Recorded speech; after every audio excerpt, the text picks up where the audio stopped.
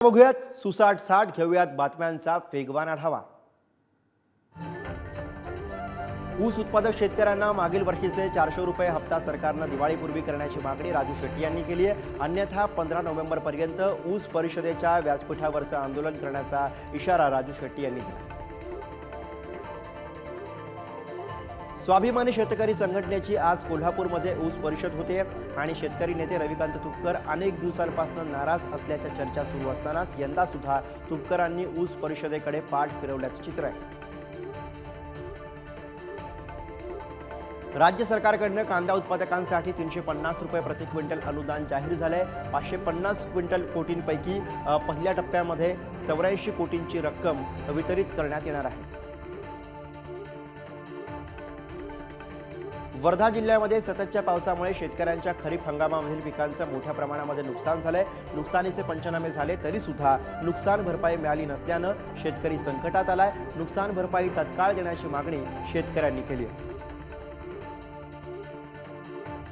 नाशिक जिल्ह्यामधील ग्रामीण भागामध्ये केंद्रीय ग्राहक संरक्षण विभाग, कृषी विभाग आणि NHRDF विभागाच्या अधिकाऱ्यांचं पथक दाखल झाले आहे। दुष्काळी परिस्थितीमुळे आगामी काळामध्ये किती प्रमाणामध्ये कांद्याची आवक होऊ शकते याची पाहणी हे पथक करणार आहे। पुणे जिल्हा मध्यवर्ती बँकेची उद्या निवडणूक पार पडणार आहे। अजित पवारांनी संचालक पदाचा राजीनामा दिल्यानंतर हे संचालक पद रिक्त झालंय आणि त्यासाठी 8 नोव्हेंबरला निवडणूक प्रक्रिया पार पडणार आहे। त्यावरती कुणाची निवड होते हे पाहणं आता महत्त्वाचं असेल। राज्यातील ग्रामपंचायतीचा निकाल मोठ्या प्रमाणामध्ये अजित पवारांच्या बाजूने लागल्याचा दावा हा सुनील तटकरे यांनी केला। त्यामुळे या निकालावरनं राज्यातील जनाधार आणि जनमत सुद्धा अजितदादांच्या पाठीशी असल्याचं वक्तव्य तटकरेंनी केलं। मुंबई विद्यापीठाच्या कुलगुरूंना विदूषकाचा मुखवटा मनसे विद्यार्थी सेनेच्या वतीनं देण्यात आल्यानंतर प्राध्यापकांनी आक्रमक पवित्रा घेतलाय। मनसेच्या विरोधात विद्यापीठामधील प्राध्यापक, कर्मचाऱ्यांसह विद्यार्थ्यांनी रस्त्यावरती उतरत आंदोलन केलं। वर्ध्यामधील आदिवासी आश्रम शाळेमध्ये विद्यार्थ्याचा खून झाल्याचा आरोप कुटुंबियांनी केलाय। शाळेची मान्यता रद्द करत दोषींवरती कारवाई करण्याच्या मागणीसाठी गोंडवाना गणतंत्र पार्टीनं गेल्या 45 दिवसांपासून साखळी उपोषण सुरू केलं। मुंबईतल्या विरारमध्ये कालपासून आमरण उपोषण सुरू केलेल्या आगरी सेनेच्या महिलांची प्रकृती खालावली आहे। वसई विरार महानगरपालिकेच्या योजनेचं काम पूर्ण झालंय, मात्र उद्घाटन केलं जात नसल्यानं महिलांनी आमरण उपोषण सुरू केलं। अंगणवाडी सेविकांनी दिवाळीपूर्वी भाऊबीज द्यावी अशा विविध मागण्यांसाठी अंगणवाडी सेविकांनी नंदुरबार जिल्हा परिषदेच्या प्रवेशद्वारावरती ठिय्या आंदोलन केलंय। मालवण किनारपट्टीवरती अनधिकृत बांधकामांविरोधात पर्यटन व्यावसायिक दामोदर तोडणकर यांनी समुद्रामध्ये उपोषण सुरू केलंय। दरम्यान परिसरामधील झाडं तोडणाऱ्यांवरती कारवाईची मागणी सुद्धा तोडणकर यांनी केली। राज्यामधील परवानाधारक बारमध्ये विक्री करणाऱ्या वस्तूंवरती 10% वॅट वाढवण्याचा निर्णय राज्य सरकारनं घेतलाय आणि या निर्णयाच्या विरोधामध्ये जळगाव जिल्ह्यामधील परवानाधारक बार चालकांचा बेमुदत संप पाहायला मिळतो। कोल्हापुरातील जिल्हाधिकारी कार्यालयासमोर कंत्राटी एसटी चालकांनी बेमुदत उपोषण सुरू केलंय। सेवेमध्ये कायम सामावून घ्या या मागणीसाठी आंदोलन सुरू आहे। 2 दिवसांमध्ये कंत्राटी कर्मचाऱ्यांच्या मागण्या मान्य करा, अन्यथा मुख्यमंत्री आणि आरोग्य मंत्र्यांच्या घरावरती जात त्यांची दिवाळी गोड होऊ देणार नाही असा इशारा बेमुदत संप करत असलेल्या कंत्राटी आरोग्य कर्मचाऱ्यांनी सरकारला दिला। अमरावतीमध्ये सुरू असलेल्या आरोग्य कंत्राटी कर्मचाऱ्यांच्या आंदोलनाचा आजचा 15वा दिवस आहे। दरम्यान कंत्राटी कर्मचाऱ्यांनी लाल कपडे परिधान करत आंदोलन केले। समन्यायी कायद्यानुसार नगर आणि नाशिक जिल्ह्यामधील धरणातून पाणी जायकवाडी धरणामध्ये सोडण्यास शेतकऱ्यांनी विरोध केलाय। सर्वात आधी आमची तहान भागवा आणि त्यानंतर पाणी सोडा अशी मागणी जिल्ह्यामधील शेतकऱ्यांनी केली। जालना शहरामध्ये सध्या अस्वच्छतेचं थैमान पसरलंय, त्यामुळे डेंग्यूची साथ वाढल्यानं नागरिकांच्या आरोग्याला धोका पोहोचत असल्याचं मनसेनं म्हटलंय आणि त्यामुळे मनसेनं आक्रमक पवित्रा घेतलाय। मनसेच्या वतीनं जालना महापालिकेसमोर तीव्र निदर्शन करण्यात आलं। उद्धव ठाकरे, संजय राऊत शरद पवारांच्या भेटीला सिल्वर ओकवरती गेलेत। बैठकीमध्ये आरक्षणाच्या मुद्द्यासह लोकसभा निवडणुकीसंदर्भात चर्चा झाल्याची शक्यता आहे। सिद्धिविनायक मंदिर न्यास व्यवस्थापन समितीच्या अध्यक्षपदी आमदार सदा सरवणकर यांची निवड करण्यात आली आहे। आदेश बांदेकर यांना अध्यक्षपदावरून हटवण्यात आले। आदित्य ठाकरे यांनी ट्विट करत भाजपवरती निशाणा साधलाय। सणावाराला गणपती बाप्पाच्या मिरवणुकीमध्ये बंदूक रोखणारे सिद्धिविनायक न्यासाचे अध्यक्ष म्हणून कसे शोभतात असा सवाल करत सरकारवर हल्लाबोल केला। हिम्मत असेल तर पालिका आणि सिनेटची निवडणूक घेऊन दाखवा असं आव्हान संजय राऊत यांनी शिंदे आणि फडणवीसांना केलंय। सिनेट निवडणुकी घेण्यासाठी घाबरणारे ग्रामपंचायतीवरती दावा सांगतायत असा टोला त्यांनी लगावला।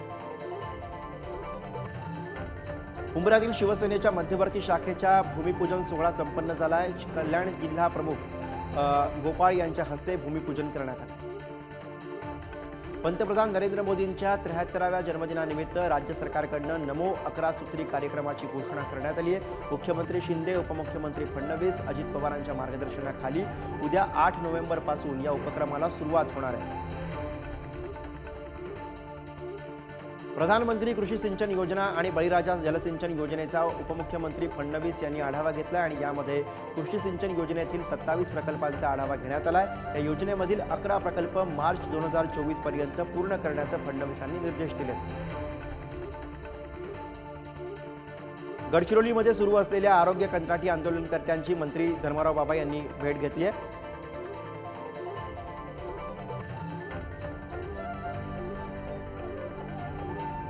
शिवसेनेचे उपनेते अर्जुन खोतकर यांची जालना जिल्हा मध्यवर्ती सहकारी बँकेच्या संचालकपदी बिनविरोध निवड झाली। यावेळी पदाधिकाऱ्यांनी त्यांचा सत्कार केला।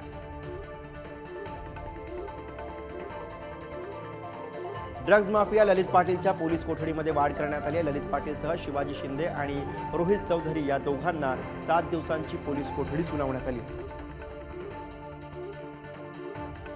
सरकारचं शिष्टमंडळ उद्या मनोज जरांगेंची भेट घेणार आहे। मुख्यमंत्री आज श्रीनगर दौऱ्यावरती असल्यानं शिष्टमंडळ उद्या जरांगेंची भेट घेणार आहे। सरकारच्या शिष्टमंडळाची उद्यापर्यंत वाट पाहून पुढची भूमिका घेणार असल्याचं जरांगेंनी म्हटलं।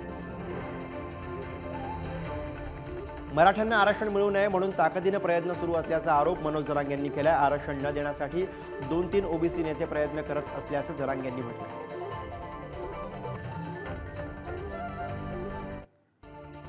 मराठा समाजामधील तरुणांविरोधात ओबीसी नेत्यांचं षडयंत्र सुरू असल्याचा आरोप मनोज जरांगेंनी केलाय।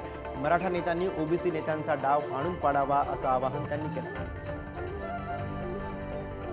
मराठा समाजाचं शांततेमध्ये सुरू असलेलं आंदोलन उकसवण्याचा प्रयत्न केला जातोय असा आरोप मनोज जरांगेंनी केलाय। खोटे गुन्हे दाखल केले तरी सुद्धा आम्ही घाबरणार नाही असं त्यांनी म्हटलं। राज्याच्या अन्य भागातही कुणबी नोंदी शोधून कुणबी प्रमाणपत्र सुलभतेने मिळेल यासाठी आवश्यक ते नियोजन करण्याच्या सूचना निवृत्त न्यायमूर्ती संदीप शिंदे यांच्या समितीने दिल्या। आता नाशिक महापालिका सुद्धा कुणबी प्रमाणपत्र शोधणार आहे। मनपा शिक्षकांसह जन्म मृत्यू नोंद विभागातील कर्मचाऱ्यांनी कुठलीही सुट्टी न घेता सदर काम मार्गी लावण्याचे आदेश आयुक्तांनी दिले। मंत्री छगन भुजबळ यांच्या विरोधात मराठा समाज आक्रमक झालाय। भुजबळांची मंत्रिमंडळामधून हकालपट्टी करावी अशी मागणी करत भुजबळांच्या तोंडाला काळं फासण्याचा इशारा मराठा मोर्चाच्या गंगाधर काळकुटे यांनी दिला। साताऱ्यामध्ये मंत्री छगन भुजबळांच्या विरोधात मराठा समाज आक्रमक झाला। यावेळी त्यांना मंत्रिपदावरून तत्काळ काढून टाकण्याची मागणी करत त्यांच्या वक्तव्याचा निषेध करण्यात आला। दरम्यान त्यांच्यावरती कारवाई करण्याची मागणी निवेदनामधून करण्यात आली।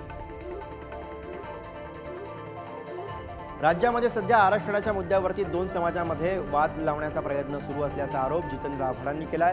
सरकार 10 मिनिटांमध्ये ईडब्ल्यूएस करू शकता, मग मराठा आरक्षण का देऊ शकत नाही असा सवाल आव्हाडांनी केला।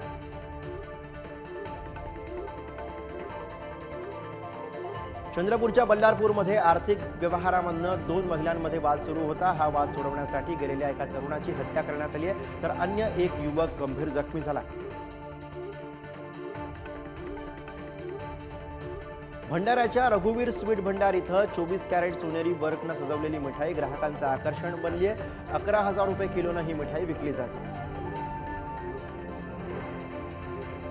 मुंबई अहमदाबाद राष्ट्रीय महामार्गावरती मुंबई पुणे तसंच ठाण्यामध्ये विक्रीसाठी नेत असणारा 45 लाख रुपयांचा भेसळयुक्त खवा जप्त करण्यात आलाय। महाराष्ट्रामध्ये जवळपास 12 डीलर्सकडे हा भेसळयुक्त खवा विक्रीसाठी जाणार असल्याची माहिती अन्न आणि औषध प्रशासनाने दिली। डोंबिवली परिसरामध्ये घरफोडी आणि चोरी करणाऱ्या एका सराईत आरोपीला आजमगड इथनं अटक करण्यात आली आहे। तब्बल 22 गुन्हे दाखल असलेल्या या गुन्हेगाराला पकडण्यासाठी वीटभट्टी कामगारांचा पेहराव करावा लागला। जळगावच्या मालेगावमध्ये 12 ग्राम MD जप्त करण्यात आलंय। शेख मोहम्मद आरिफ उर्फ शादाब असं या तरुणाचं नाव आहे। दरम्यान ड्रग्ज माफिया ललित पाटील ससूनमधून पळाल्यानंतर 40 गावमध्ये 3 दिवस मुक्कामी असल्याची माहिती आहे आणि त्यामुळे हे ड्रग्ज या तरुणाकडे कुठून आले याचा तपास 40 गाव पोलीस करतात। जालन्यामध्ये राहेरातील हॉटेल किनाऱ्यावरती तीर्थपुरी पोलिसांनी धाड टाकली आहे। धाडीमध्ये 4,940 किमतीच्या विनापरवाना विक्री होत असलेल्या दारूच्या बाटल्या जप्त करण्यात आल्या। तर या प्रकरणामधला आरोपी फरार। ऐन दिवाळीच्या मुहूर्तावरती नागपूर पोलिसांनी 9 बंदुकीसह 1 देशी कट्टा आणि 85 जिवंत काडतूस जप्त केली आहेत। मोमीनपुरा इथल्या हत्या प्रकरणाचा तपास करताना ही मोठी कारवाई करण्यात आली। पुण्याच्या रेल्वे स्टेशन परिसरामध्ये सुरू असलेल्या सेक्स रॅकेटमुळे खळबळ माजली आहे। पुणे रेल्वे स्टेशनवरती कार्यरत असणारा RPFचा कर्मचारी आणि रेल्वेच्या इमारतीमध्ये कार्यालय असलेल्या सिद्धार्थ मल्टीपर्पज NGOचा यामध्ये मोठा सहभाग आहे।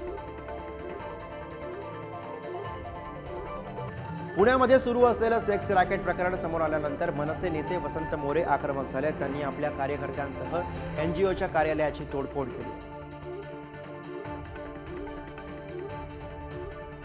बुलढाण्याच्या एका जिल्हा परिषद शाळेमधील शिक्षकाने अल्पवयीन विद्यार्थिनीवरती वारंवार लैंगिक अत्याचार केल्याची संतापजनक घटना समोर आली आहे। नराधम शिक्षकावरती पोस्को कायद्याअंतर्गत गुन्हा दाखल करून अटक करण्यात आली।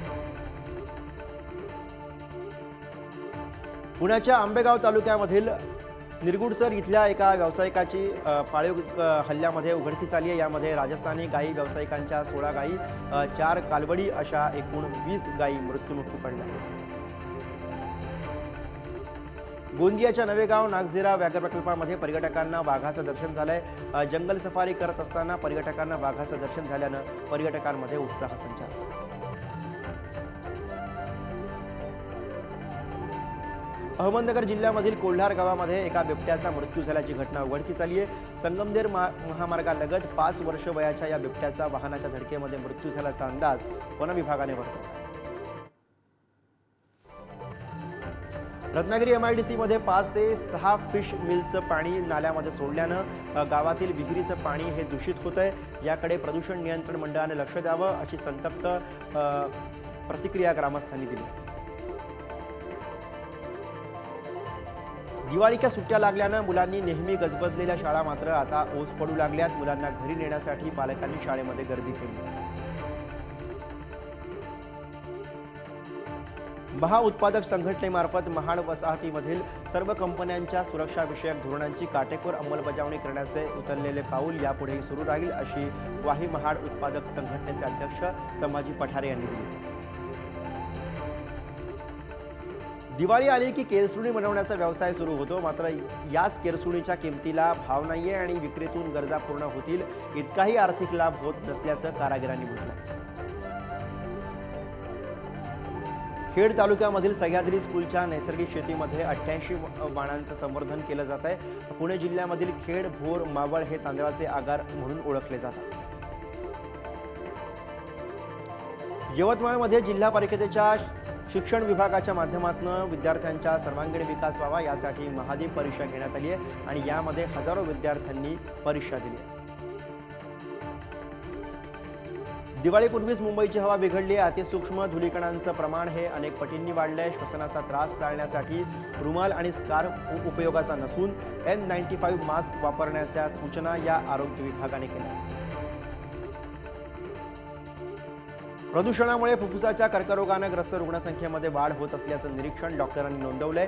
National centre for biotechnology innovation संस्थेच्या पाहणीनुसार वर्षामध्ये रुग्णसंख्येमध्ये 12% वाढ होण्याचा अंदाज वर्तवण्यात आला। गडचिरोलीमधील 24 ग्रामपंचायतीचा